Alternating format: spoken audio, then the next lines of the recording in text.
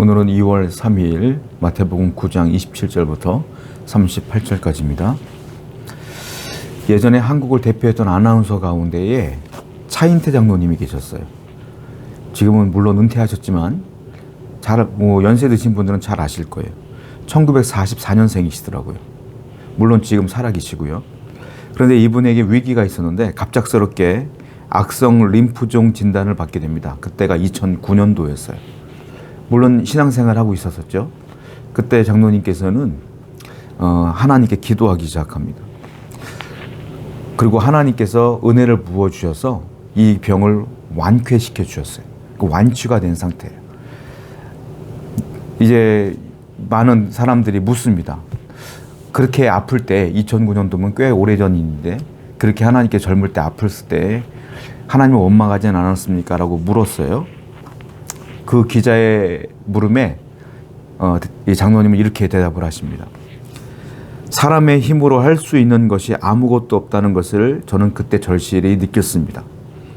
저는 혈루병 여인이 주님의 옷자락을 붙잡고 병고침을 받은 것처럼 치료하시는 예수님의 능력, 그 예수님의 능력을 바라보게 되었습니다. 그와 그 예수님을 믿었습니다. 저보다 위중한 분들에게 제가 조그만 희망이 되었으면 합니다. 제가 원하는 것은 오직 주님과 최후에 기쁘게 마주하는 것뿐입니다. 이렇게 답변을 하셨어요. 그러니까 믿음으로 주님만 바라볼 수밖에 없었다. 이 얘기를 하신 것이죠. 그리고 많은 분들, 지금도 위중한 분들에게 내가 믿음으로 주님을 바라본 것처럼 그분들도 주님을 바라봤으면 좋겠고, 내가 지금 마지막 원하는 건 천국 가서 주님을 바라보는 것뿐이다. 계속 믿음에 대한 얘기를 하셨던 거예요. 그럼 오늘 본문은 앞을 못 보는 두 맹인에 대한 이야기가 나오는데요. 그들 또한 믿음으로 주님을 바라보게 됩니다. 27절 말씀 볼게요. 예수께서 거기에서 떠나가실 새에 두 맹인이 따라오며 소리질러 이르되 다윗의 자손이여 우리를 불쌍히 여기소서 하니. 다윗의 자손이라고 불렀어요. 그리고 우리를 불쌍히 여겨달라고 소리를 지르는 거예요. 예수님을 보자마자. 물론 맹인이기 때문에 볼 수는 없죠. 볼 수는 없지만 예수님이 지나간다는 얘기를 듣고 예수님이 저기쯤 있을 거라는 생각을 가지고 그냥 소리를 지르는 거예요. 왜 그러냐면 이사야서 11장 1절, 이사야 42장 7절을 보게 되면 메시아가 올 건데 메시아는 다윗의 자손으로 올 것이고 메시아가 하는 일은 안 못 보는 맹인들의 눈을 뜨게 할 것이다. 이 예언이 있었기 때문에 그 맹인들은 그 말씀을 붙드는 거예요. 그리고 저 예수가 메시아일 거라는 확실한 믿음을 갖고 다윗의 자손이여라고 부른 건 메시아여 이렇게 부른 거예요. 그리고 메시아라면 당연히 우리 눈을 뜨게 할 수 있습니다. 그러니까 우리의 눈을 좀 뜨게 해 주소서라고 말하는 거죠.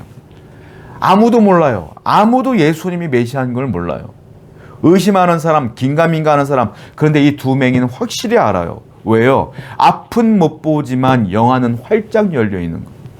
오늘날 앞은 잘 보지만 영안이 막혀 있는 분들이 많죠. 영적인 눈으로는 못 보는 거예요. 이분들은 육체적인 눈은 없지만 영적인 눈으로 환히 보고 있어. 우리도 마찬가지예요. 우리도 하나님의 마음, 예수님의 마음, 하나님의 말씀을 통하여 영안이 열려서 하나님의 뜻이 무엇인지를 분별하며 살아야 될 줄로 믿습니다. 그것이 영안이죠. 그리고 이 두 맹인은 기가 막히게 좋은 방법을 택한 거예요. 뭡니까? 네 문제는, 내 눈을 뜨는 문제는 사람의 힘과 능력으로는 행할 수 없어. 다만 메시아는 가능해. 다윗의 자손 예수님은 가능해. 모든 문제의 해결사는 예수님 뿐이다. 이 부분을 분명히 믿었다는 거예요. 여러분들의 삶의 문제는 여러분이 노력해도 안 되니까 문제인 거잖아요. 여러분들이 노력해서 됐으면 문제가 안 되죠. 여러분들이 해결하려고 했을 때 해결됐으면 문제가 안 되죠. 그런데 해결하려고 노력해도 문제가 되고 내가 노력하고 애써도 해결이 안 되니까 또 문제가 되는 거잖아요. 그럴 때 우리에게 유일한 방법은 예수님께 나아갈 수 있는 것밖에 없어요. 주님을 찾아 나가 기도하며 믿음으로 이 두 맹인처럼 부르짖으십시오. 기도 외에는 이런 유가 나갈 수가 없는 것이고 주님 외에는 이 문제를 해결할 수가 없습니다라고 고백하면 주님께서 여러분의 삶에 개입하여 주실 줄로 믿습니다. 28절에 예수께서 집에 들어가시매 맹인들이 그에게 나오거늘 예수께서 이르시되 내가 능히 이 일을 할 줄을 믿느냐 대답하되 주여 그러하오이다 하니 이에 예수께서 그들의 눈을 만지시며 이르시되 너희 믿음대로 되라 하시니 예수님이 그 두 맹인에게 묻습니다. 내가 너희들의 눈을 뜨게 할 것을 믿느냐 물어봐요. 그랬더니 그들이 뭐라고 말합니까? 주여 그렇습니다. 반드시 당신이 우리의 눈을 뜨게 할 것을 저희가 믿습니다. 이렇게 얘기해요. 그랬더니 주님께서 29절에 그러면 네 믿음대로 될지라 해서 그 눈이 팍 떠지는 거예요. 여러분, 눈을 뜨게 하신 분은 누굽니까? 예수님이죠. 눈을 뜨게 할 능력은 주님께 있어요. 여러분들의 문제를 해결할 능력도 주님께 있어요. 모든 건 다 주님께 있어요. 다만 주님께서 확인하는 게 뭡니까? 믿느냐? 믿습니다. 믿음대로 될지어다. 그 능력이 내게 임하는 통로는 뭐다? 믿음이다. 능력은 주님께 있지만 그 능력이 내게 오는 통로는 믿음이에요.